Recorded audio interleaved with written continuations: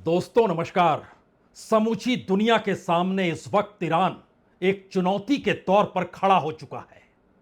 यानी ऐसी चुनौती जो अपनी ताकत, अपनी स्ट्रेटजी, अपने सिस्टम के आश्रय समूची दुनिया को यह चेतावनी दे रही है कि अगर उसने सोच लिया कि होर्मुज रूट बंद तो फिर पूरी दुनिया के भीतर तबाही आ जाएगी। इस ताकत के साथ तो आयतुल्ला अली खामनई जब तक जिंदा थे तब भी ईरान इस ताकत का इजहार कर नहीं पाया। तो क्या आयतुल्ला अली खामनई की मौत के बाद की परिस्थितियों ने ईरान को दुनिया के सामने सबसे बड़ी चुनौती के तौर पर इसलिए खड़ा कर दिया क्योंकि हमला अमेरिका ने किया, इजराइल के साथ मिलकर किया? और क्या अमेरिका की यह सबसे बड़ी भूल हो गई कि उसने इजराइल के साथ खड़े होकर पश्चिम एशिया के एक ऐसे देश पर अटैक कर दिया जिसकी पहचान सांस्कृतिक तौर पर और ऐतिहासिक तौर पर संस्कृति को संभालते हुए एक इस्लामिक स्टेट के तौर पर थी? ईरान की यह ताकत तो जब ईरान इराक युद्ध 80 के दशक में हुआ था तब भी नहीं उभरकर सामने आया था। या फिर कहें जब खाड़ी युद्ध हो रहा था उस वक्त भी ऐसी ताकत ईरान की उभरकर सामने आई नहीं थी। क्या यह एक ऐसी परिस्थिति है जिसने समूची दुनिया के तमाम देशों के सामने उस मुश्किल सवाल को लाकर खड़ा कर दिया है कि यह दुनिया अमेरिका के भरोसे अगर नहीं चलेगी तो कैसे चलेगी, या फिर अमेरिका के भरोसे अब दुनिया चल नहीं सकती है? यह सवाल क्यों बड़ा हो गया और इस सवाल के मतलब मायने क्या वाकई इतने बड़े हो चले हैं कि भारत को भी अपनी स्ट्रेटजी चेंज करनी पड़ी? इजराइल से नजदीकियां थी लेकिन प्रधानमंत्री मोदी ने टेलीफोन ईरान के राष्ट्रपति को लगाया। इन सब के बीच जापान हो, ऑस्ट्रेलिया हो, फ्रांस हो, ब्रिटेन हो, कनाडा हो, स्पेन हो, जर्मनी हो, इटली हो, तमाम देशों से ईरान को लेकर जो सवाल सिर्फ होर्मुज रूट को लेकर नहीं बल्कि इस युद्ध के मद्देनजर उठे, उसने एक झटके में इस एहसास को पूरी दुनिया को करा दिया कि दरअसल अमेरिका या नाटो कंट्रीज या फिर इजराइल और अमेरिका का एक साथ खड़े होकर हमला कर देना भी मायने रखता नहीं है। क्योंकि यह मुश्किल सवाल है जब ईरान यह कह रहा है होर्मुज रूट पर तो अब उसका स्थायी दावा रहेगा। यह मैसेज कोई आसान नहीं है क्योंकि होर्मुज रूट का मतलब बहुत साफ है। अगर आप ध्यान दें तो सिर्फ पिछले बरस यानी 2025 में हर दिन 2 करोड़ बैरल इस रूट से कच्चा तेल गुजरा है। और अगर इस बरस की बात करें तो लगभग $600 बिलियन की जो एनर्जी का व्यापार पूरी दुनिया में हुआ वह इसी रूट से हुआ, यानी 55 लाख करोड़ से कुछ ज्यादा। और अगर सिर्फ और सिर्फ होर्मुज रूट के आश्रय उन देशों का जिक्र करें जो मिडिल ईस्ट के भीतर हैं तो फिर वो ईरान के साथ साथ इराक, कुवैत, कतर, सऊदी अरब, यूनाइटेड अरब अमीरात, सभी का तेल इस रास्ते गुजरता है जो दुनिया के अलग अलग हिस्सों में जाता है। और अगर सिर्फ एक महीने का यानी युद्ध से पहले के एक महीने का भी जिक्र करें तो हर दिन 100 जहाज और एवरेज हर महीने 3000 जहाज यहां से गुजरते रहे। सिर्फ ईरान को लेकर अगर 225 यानी 2025 में इस साल का जिक्र किया जाए तो ईरान ने इस रूट के जरिए जो बिजनेस किया वो तकरीबन $6.5 लाख करोड़ का है। 67 अरब डॉलर का तेल निर्यात किया गया। हर दिन 17 लाख बैरल यहां से तेल गुजारा गया। और पूरी दुनिया के सामने 2 ही सवाल आज से नहीं है। सेकेंड वर्ल्ड वॉर के बाद से जो पेट्रो डॉलर का जिक्र होता था उसमें पहली बार चुनौती डॉलर को तो नहीं मिली लेकिन पेट्रो को मिल गई। और यह सवाल पूरी दुनिया में बड़ा हो गया कि अगर अमेरिका युद्ध के बावजूद भी जीत नहीं पा रहा है और अब ट्रंप यह मैसेज अमेरिका के भीतर देने की कोशिश कर रहे हैं कि इस युद्ध में उनकी हार का मतलब यह अमेरिका की हार होगा, तो फिर पूरा अमेरिका एकजुट हो जाए जो इस वक्त एकजुट नहीं है। 25 ऑर्गेनाइजेशन ने तो हस्ताक्षर लिखकर कांग्रेस के पास वक्तव्य भेजा और कहा कि तुरंत रोक लगाइए जो युद्ध में पैसा खर्च इस देश के टैक्स पेयर का हो रहा है। सवाल इतना भर नहीं है।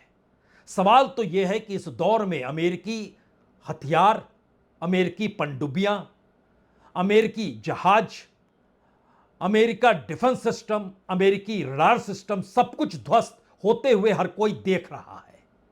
और अगर उसको भी थाम पाने की स्थिति में नहीं है तो दावों के बीच अब ट्रंप यह कहने से चूक नहीं रहे हैं, हो सकता है रास्ता थोड़ा लंबा हो लेकिन अब पूरी जीत होगी। लेकिन उससे पहले जब ईरान के सुप्रीम लीडर यह कह चुके थे कि दरअसल युद्ध हो या ना हो लेकिन अब होर्मुज़ रूट पर हमारा दावा बरकरार रहेगा, तो यह मैसेज अपने आप में इतना बड़ा था कि पेंटागन, सीआईए और मोसाद तीनों को मानना पड़ा कि उन्होंने इसकी कल्पना ही नहीं की थी कि अगर इस तरीके से हमला होगा तो होर्मुज़ रूट को ईरान बंद कर सकता है और दुनिया के बीच एनर्जी को लेकर एक संकट की स्थिति पैदा हो सकती है। और यह स्थिति को लेकर पहली बार इंटरनेशनल एनर्जी एसोसिएशन ने भी माना कि दुनिया के 30-32 देश जो रिलीज कर रहे हैं अपने यहां जमा तेल, उसके बावजूद अगर तेल की कीमत $120 प्रति बैरल जा रही है तो फिर मुश्किल हालात का सामना कौन कैसे करेगा, कोई नहीं जानता है। और इन परिस्थितियों में पहली बार बेंजामिन नेतान्याहू भी जब सामने आए तो उन्होंने कहा, जी बदल चुकी है सारी स्थिति, ईरान बदल गया, इजराइल बदल गया, मिडिल ईस्ट बदल गया। पहले उनकी बात आज सुन लीजिए वो क्या कह रहे हैं। Even now, it can be said with certainty, this is no longer the same Iran. This is no longer the same Middle East. And this is also not the same Israel. We are not waiting. We are initiating. We are attacking. And we are doing so with a force the like of which has not been seen before. I have added another goal, to create the conditions for the Iranian people to overthrow this terrible tyrannical regime.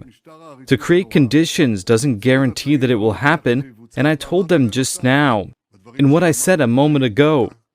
I said, it's up to you. It depends on you. I wouldn't issue life insurance policies on any of the leaders of the terrorist organizations. This is their patron of terrorism, and I don't intend to provide an exact report here about what we are planning or what we are going to do. तो क्या Israel भी घुटनों पर आ चुका है, जो अब वह ईरान के लोगों से भी गुहार लगा रहा है और उस हकीकत को भी बतलाने से चूक नहीं रहा है कि दरअसल इस युद्ध को लेकर इजराइल ने ही जो ब्लूप्रिंट तैयार किया था जीत का, वो सब कुछ धराशायी हो गया। और जिस ब्लूप्रिंट पर मुहर लगाई थी बकायदा पेंटागन और सीआईए ने, वह भी नहीं चल पाई। मोसाद खमनई की मौत के बाद की परिस्थितियों को जो आंक रहा था वह भी फेल हो गया। मसला सिर्फ इतना भर नहीं है तो क्या ईरान इस वक्त दुनिया के सुपर पावर को भी चुनौती देने की स्थिति में है और पूरी दुनिया टकटकी लगाकर इस स्थिति को देख रही है, क्योंकि अमेरिका का KC-135 जो कि रिफ्यूलिंग एयरक्राफ्ट है, वो जब इराक में गिरता है तो अमेरिकी सेंटकॉम कहते हैं कि यह एक दुर्घटना है, गड़बड़ी से गिर गया। लेकिन दूसरी तरफ इस्लामिक रेसिस्टेंस खुले तौर पर बयान जारी करता है कि जी नहीं, हमने गिराया है। और अगर इस परिस्थिति को आप समझें तो अभी तक 17 से ज्यादा ऑयल और कार्गो शिप ईरान ने टारगेट पे लिए हैं। गोल्डोक, MKD व्योम, स्टार गवैत, Skylight, Ocean Electra, Hercules Star, Stena Imperative, Louis P, यह एक कुछ नाम हैं। हमें लगता है उन तमाम जहाजों की तस्वीर देखिए जो समुद्र पर राज करते थे या फिर अपने तौर पर जो ऑयल और कार्गो शिप की उनकी जो अपनी पहचान थी, किसी ने कल्पना ही नहीं की थी कि वो टारगेट पे लिए जाएंगे, ध्वस्त हो जाएंगे। एक क्षण के लिए इन तस्वीरों को देखिए जरा।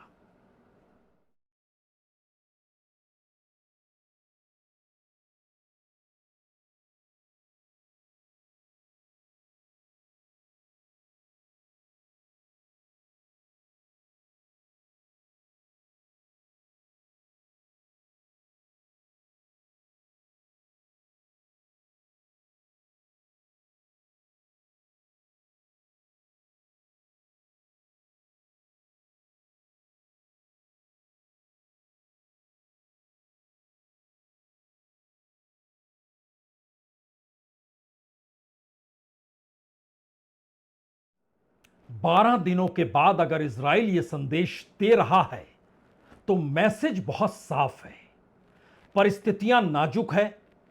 न सिर्फ पश्चिम एशिया में एक बड़ी ताकत के तौर पर ईरान की मौजूदगी है, बल्कि ईरान ने स्ट्रेटजिकली जिस तरीके से मिडिल ईस्ट पर हमला किया और जिस तरीके से होर्मुज रूट को रोक लिया, उसके बाद दुनिया के वो तमाम देश जिनके देशों की अपनी इकोनॉमी उस तेल के जरिए ही चलती है और इकोनॉमी को साथ पाने की दूसरी कोई स्थिति नहीं और उन तक तेल पहुंचा पाने की स्थिति में अमेरिका नहीं, तो अमेरिका भी झुक गया। रूस को लेकर उसने दुनिया के उन 30 देशों को इस बात की इजाजत दे डाली कि जिसके भी तेल टैंकर 12 मार्च को होर्मुज रूट तक पहुंचे, या होर्मुज रूट तक पहुंचे नहीं लेकिन टैंकर पर अगर तेल लाद दिया गया और वो अटका हुआ है, तो वह 30 देश अब रूस से तेल खरीद सकते हैं। यानी कल्पना के परे परिस्थिति है। एक तरफ अभी तक पूरी दुनिया यूक्रेन और रूस के युद्ध को देख रही थी, अमेरिका के पीस प्रोसेस को वो समझना चाहती थी, और एक झटके में अमेरिका के हमले के बाद जिस ताकत के साथ जवाब ईरान का आया और होर्मुज रूट को रोक दिया गया, उसके बाद वही अमेरिका रूस को खुले तौर पर लाभ देने की स्थिति में खड़ा हो गया और दुनिया के 30 देशों से उसने कहा आप सीधे अब रूस से तेल खरीद सकते हैं। जो पहली इजाजत भारत को मिली थी कि भारत तेल खरीदेगा, रिफाइन करेगा और उसको यूरोप के बाजार में वो एक्सपोर्ट कर सकता है, जिससे तेल संकट को लेकर यूरोप के भीतर कोई संकट ना गहराए। लेकिन अब तो रूस से तेल न्यूजीलैंड भी ले सकता है, ऑस्ट्रेलिया भी ले सकता है, जापान भी ले सकता है, जहां संकट एनर्जी को लेकर अलग अलग क्षेत्रों में, ऑस्ट्रेलिया के भीतर फर्टिलाइजर का संकट हो गया, यानी एग्रीकल्चर का संकट, यानी फूड का संकट हो सकता है। यह तमाम परिस्थिति में हर कोई यह सवाल उठा रहा है कि आखिर ईरान इस ताकत के साथ खड़ा होगा। इसका एहसास, इसकी जानकारी अमेरिका के पास क्यों नहीं थी? और जब नहीं थी तो ऐसे में अमेरिकी राष्ट्रपति ट्रंप क्या सोच रहे थे, क्या कह रहे थे? और देखिए इस पूरे युद्ध की परिस्थितियां कैसे एक झटके में इसके बाद बदलती चली गई है। बाकायदा अमेरिकी राष्ट्रपति ने लंबी चौड़ी जिक्र अपने सोशल ट्रुथ पे किया। जो लिखा उसमें एक लाइन पहले सुना देते हैं। उन्होंने कहा, ईरान की सरकार से जुड़े लोगों को मारना उनके लिए बहुत बड़ा सम्मान है। अब लोग भी मर रहे हैं और नागरिक ठिकानों को भी निशाने पर लिया जाएगा। इसका जिक्र अगर एक इंडिकेशन है अमेरिकी राष्ट्रपति ट्रंप का, तो दूसरी तरफ अमेरिकी एयरफोर्स के जनरल ग्रीनकेविच ये कहने से नहीं चूके, युद्ध में नागरिक ठिकाने निशाने पर आते हैं। War. And what I've observed over the course of studying air power in history is that anytime you attack a civilian population, you usually end up finding that it just hardens their resolve. We take this all the way back to the London Blitz in World War II. Right. The Brits just had a stiff upper lip and kept on fighting. And I think that's what we've seen in Ukraine as well. तो क्या Iran ने जिस strategy के साथ जवाब देना शुरू किया, उसने पूरी दुनिया की इकोनॉमी को ठहरा दिया है? दरअसल इस इकोनॉमी का मतलब सिर्फ और सिर्फ ऑयल नहीं है, फर्टिलाइजर नहीं है, सीएनजी या पीएनजी नहीं है। इसका असर अब चिप में इस्तेमाल होने वाली जो हीलियम गैस होती है, उसकी सप्लाई पर असर पड़ रहा है। और इस असर का मतलब यह है कि सेमीकंडक्टर भी अब दुनिया के बाजार में महंगे हो सकते हैं। जो हमने जिक्र किया, अलग अलग तरीके से अलग अलग उपाय कैसे निकले इससे, क्योंकि लॉजिस्टिक की कीमत बढ़ चुकी है, आवाजाही बढ़ चुकी है, एक्सपोर्ट इंपोर्ट महंगा हो चुका है। तमाम बिजनेसमैन जो दुनिया भर के भीतर अमेरिकी ट्रेड वार से गुजरते हुए नई नई डील कर रहे थे, उनके सामने संकट गहरा गया है। और शायद इसीलिए अब अमेरिकी राष्ट्रपति ये कहने से चूक नहीं रहे हैं कि अमेरिका ईरान की सरकार को हर तरह से कमजोर कर रहा है और उनके मुताबिक अमेरिकी सैन्य और आर्थिक तरीके से ईरान पर अब वो दबाव भी बना रहा है। लेकिन मुश्किल इतनी भर नहीं है। सवाल यह है कि उन्होंने एक इंटरव्यू में यह भी कहा कि तेल टैंकरों के क्रू को हिम्मत दिखानी चाहिए और इस रास्ते से गुजरने की कोशिश करनी चाहिए। यानी जिस रास्ते पर अभी तक अमेरिका कह रहा था कि वो आश्रय देगा और होर्मुज रूट से दूसरे देशों के टैंकरों को गुजारेगा, वो उन्हीं से आग्रह कर रहे हैं कि आप हिम्मत दिखाइए। बात इतनी ही भर नहीं है। सवाल तो इन सब के बीच है कि अमेरिका के भीतर भी सवाल बड़े हो रहे हैं और चाहे अनचाहे इस दौर में ईरान दुनिया की एक बड़ी ताकत के तौर पर उभरने लगा है। या कहें उसने जो चुनौती स्ट्रेटजिकली दी है, पूरी दुनिया के सामने संकट है।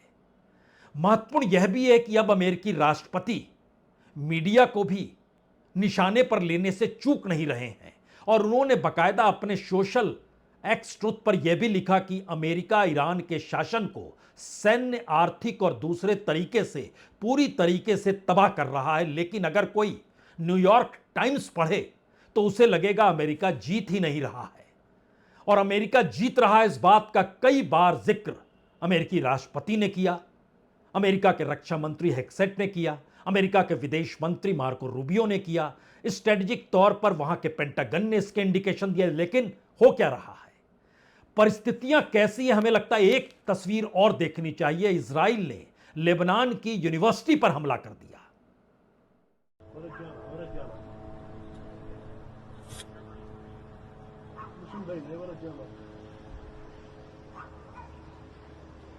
यह तस्वीर लेबनान के यूनिवर्सिटी की थी। उससे पहले के सवाल बच्चियों के स्कूल पर मिसाइल दागी गई, उसको लेकर पूरी दुनिया में उठे। वाटर ट्रीटमेंट प्लांट को भी निशाने पर लिया गया, यह भी बात उठी। और अब तो खुले तौर पर नागरिक ठिकानों को भी निशाने पर लिया जा सकता है, इसके खुले संकेत दिए जाने लगे हैं। यानी युद्ध की जो स्ट्रेटेजिक परिस्थिति इजराइल और अमेरिका ने बनाई, या इस युद्ध को लेकर लगातार ट्रंप जो युद्ध से पहले कहते रहे और बेंजामिन नेतान्याहू भी जिस बात का जिक्र करते रहे, वो सारी बातें बीते 12 दिनों में काफूर हो चुकी है। यानी नई परिस्थितियों में यह युद्ध इस तर्ज पे लड़ा जा रहा है जिसमें एक तरफ स्ट्रेटेजिकली ईरान खड़ा है और दूसरी तरफ अमेरिका और इजराइल उसके सामने खड़े हैं। लेकिन पूरी दुनिया इस युद्ध से प्रभावित इसलिए है क्योंकि ईरान ने अपनी ताकत अपने क्षेत्र को लेकर इस तरीके से दिखला दी, जहां वर्ल्ड इकोनॉमी जो अमेरिकी इकोनॉमी के आसरे चल रही थी या उनके मार्केट के हिसाब से चलने की दिशा में बढ़ रही थी, उस पर ब्रेक लग गई। 5 सवाल सबसे बड़े इस दौर में कम से कम ईरान को लेकर खड़े हो गए हैं। पहला सवाल तो होर्मुज रूट को लेकर है। अगर होर्मुज रूट से पूरी दुनिया की अर्थव्यवस्था प्रभावित हो सकती है तो अब आने वाले वक्त में ईरान अपनी पूरी ताकत, सेना के साथ उसकी मौजूदगी अब होर्मुज रूट की घेराबंदी करेगी, इसको कोई नकार नहीं सकता है। दूसरी बात, अगर होर्मुज रूट से सामान्य तरीके से पहले की परिस्थितियां आ जाए तो उसके लिए जो शर्तें हैं ईरान की, उसको मानना पड़ेगा और वो शर्त खुले तौर पर जो खर्च हुआ उसकी भी भरपाई करनी है और भविष्य में कोई हमला नहीं होगा इसको भी देखना है, और जो नागरिकों का खून बहाया गया उसके लिए सजा भी निर्धारित करनी है। जो संभव है या नहीं है यह अलग सवाल। तीसरा सवाल, वह देश जो जान चुके हैं कि दरअसल वो जिस एनर्जी के आसरे अपनी इकोनॉमी को चला रहे थे और वर्ल्ड वाइड अब जो मुश्किल हालात है उसमें अब उनकी अपनी इकोनॉमी कैसे चलेगी, कल तक जवाब अमेरिका दे सकता था, आज वह भी जवाब देने की स्थिति में नहीं है। तो वो क्या करे, तो हर कोई फोन कॉल लगाता है ईरान के राष्ट्रपति से बात करने के लिए, विदेश मंत्री से बात करने के लिए, और एक संवाद होता है कि हां युद्ध में कम से कम हमारी इकोनॉमी की परिस्थितियों को समझिए। चौथी परिस्थिति खास तौर से रूस जो खुद युद्ध लड़ रहा था, उस रूस के लिए क्या ट्रंप, जिन पर यह आरोप पहले चुनाव के वक्त लगे थे कि वह तो रूस के करीब हैं, जो सेकंड वर्ल्ड वॉर के बाद किसी ने कल्पना नहीं की थी, तो क्या ये पुतिन के साथ जुड़े हुए शख्स हैं या पुतिन के लिए काम कर रहे हैं? यह सवाल अमेरिका के भीतर कई मौकों पर डेमोक्रेट्स ने उठाया और इसका जिक्र तो पॉलिटिकल रैली में ओबामा करने से चूके भी नहीं। तो क्या यह नई परिस्थिति रूस के लिए फायदेमंद बनाने की दिशा में बढ़ते हुए कदम है, जो खुद पुतिन व्हाइट हाउस में होते तो भी नहीं कर पाते, जो इस वक्त उनको लाभालाभ दिया जा रहा है? और पांचवी परिस्थिति इन सब के बीच जो चीन के साथ ट्रेड वार से शुरुआत हुई थी, वो चीन अब अपने सैटेलाइट के जरिए अगर अमेरिकी जिस जिस जगह पर निशाने पर लेना है, जो जानकारी वो ईरान को दे रहा है, तो ये एक नया नेक्सस या नया पावर सेक्टर जो रशिया, चाइना और ईरान को लेकर बन रहा है, उसको अमेरिका और इजराइल काउंटर कैसे कर पाएंगे? यह सवाल का जवाब पूरी दुनिया की पूरी जियोपॉलिटिकल सिचुएशन में किसी के पास नहीं है। और शायद उसी का परिणाम है कि ईरान तमाम मुश्किल हालातों में जीते हुए भी कभी इस तरीके से एक ताकतवर देश के तौर पर और अमेरिका को चुनौती देने वाले देश के तौर पर इससे पहले कभी खड़ा नहीं हो पाया, चाहे अयतुल्ला अली खमनई की सत्ता रही हो। लेकिन इस दौर में, बेटे मुज्तबा के दौर में, ईरान जिस ताकत के साथ खड़ा हो गया है, तो क्या अमेरिकी राष्ट्रपति की गलती ने ईरान को इतना ताकतवर बना दिया और दुनिया को संकट में फंसा दिया? यह सवाल है, और इस सवाल का जवाब इस वक्त दुनिया में किसी के पास नहीं है। बहुत बहुत शुक्रिया, बहुत बहुत शुक्रिया।